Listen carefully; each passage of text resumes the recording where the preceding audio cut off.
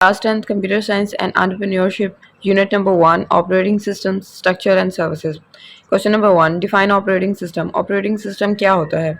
An operating system is system software that manages computer hardware, runs applications, and provides a user interface. Examples include Windows, Linux, Android and iPhone operating system.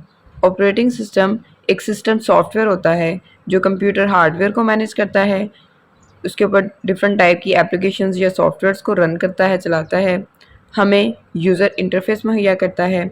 इसकी examples में Windows है, Linux है, Android और iPhone operating system है। Question number 2, Why is the operating system called the central controller? Operating system को central controller क्यों कहा जाता है? An operating system is called the central controller because it controls all computer activities and manages different tasks smoothly at the same time. Operating system को central controller इसलिए कहा जाता है क्योंकि ये कंप्यूटर की एक्टिविटीज़ को, उसकी सरगर्मियों को कंट्रोल करता है और एक ही वक्त में मुख्तलिफ तरह के कामों को बहुत स्मूथली रन करता है, उनको मैनेज करता है। Number 3, how does operating system act as a translator between the user and hardware? Operating system बतौर ट्रांसलेटर किस तरह काम करता है यूज़र और हार्डवेयर के दरमियान? यूज़र हम है और दूसरी तरफ कंप्यूटर हार्डवेयर है जिसकी फिजिकल एग्जिस्टेंस है, जिसे आप टच कर सकते हैं। Computer hardware can not understand human language directly. Computer का जो हार्डवेयर है वो हमारी ज़ुबान को बराह रास्त नहीं समझ सकता। The operating system acts as a translator between the user and the hardware system. तो इसलिए हमारे और हार्डवेयर सिस्टम के दरमियान बतौर तर्जमान ऑपरेटिंग सिस्टम काम करता है, ट्रांसलेटर का काम करता है। Example, when you click N icon और टाइप समथिंग, जब आप किसी आइकन पर क्लिक करते हैं या कुछ टाइप करते हैं, the operating system changes those actions into instructions that the hardware can understand. Operating system उन एक्शंस को उन हदायत की शक्ल में तब्दील कर देता है जिसे कंप्यूटर का हार्डवेयर समझ सकता है। Question number 4, what are the operating system responsibilities in multi user environments task? Operating system की क्या जिम्मेदारियां हैं जब एक ही कंप्यूटर को मुख्तलिफ तरह के लोग इस्तेमाल कर रहे हों? In places like schools, offices or online systems, many people may use the same computer.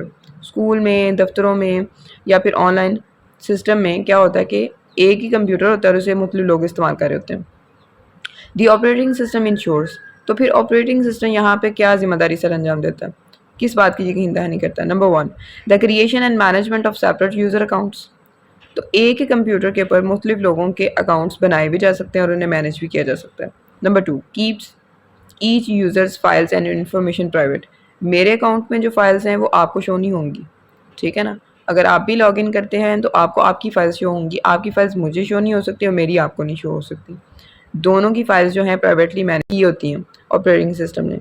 Shares the computers resources Fairlie, जो कंप्यूटर के वसाइल हैं, ज़राए हैं, उनको बड़े मुनासिब तरीके से बांटा जाता है। Protect shared resources from unauthorized access, और उन रिसोर्सेज को कोई अनऑथराइज्ड बंदा जिसके पास अथॉरिटी नहीं है, इख्तियार नहीं है, वो उन्हें यूज़ नहीं कर सकता, उनसे बचाया जाता है इसको। क्वेश्चन नंबर 5 है, define one way to create a new user account in Windows. अगर आपने विंडोज़ में नया यूज़र अकाउंट बनाना है तो क्या तरीकाकार है? A new account can be created through the setting और कंट्रोल पैनल।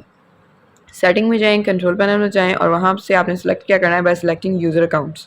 यूज़र अकाउंट्स को सिलेक्ट करना है, चूजिंग ऐड न्यू यूज़र, और वहाँ से आपने ऐड न्यू यूज़र पे क्लिक करना है and entering details user name, password and account type administrative और guest.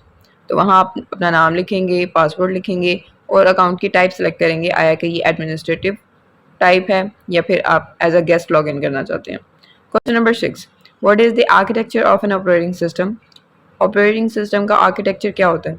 The architecture of an operating system is the way how its parts are organized and how they work together. Operating system के architecture से मुराद ये है कि किस तरीके से इसके हिस्सों को तरतीब दिया गया है और कैसे वो मिल के काम करते हैं।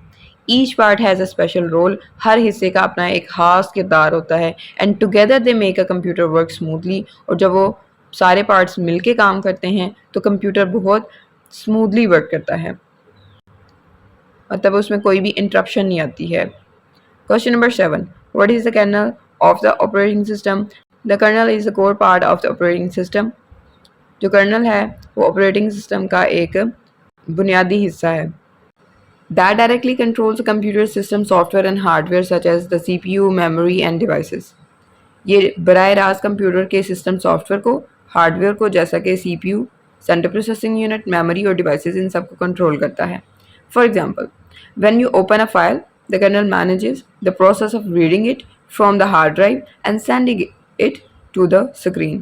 मिसाल के तौर पे जब आप किसी फाइल को ओपन करते हैं तो कर्नल इसको इस तरह से मैनेज करता है कि पहले हार्ड ड्राइव से वो चीज़ उठाता है जो आपको चाहिए, उसको रीड करता है और फिर आपको स्क्रीन पे डिस्प्ले कर देता है।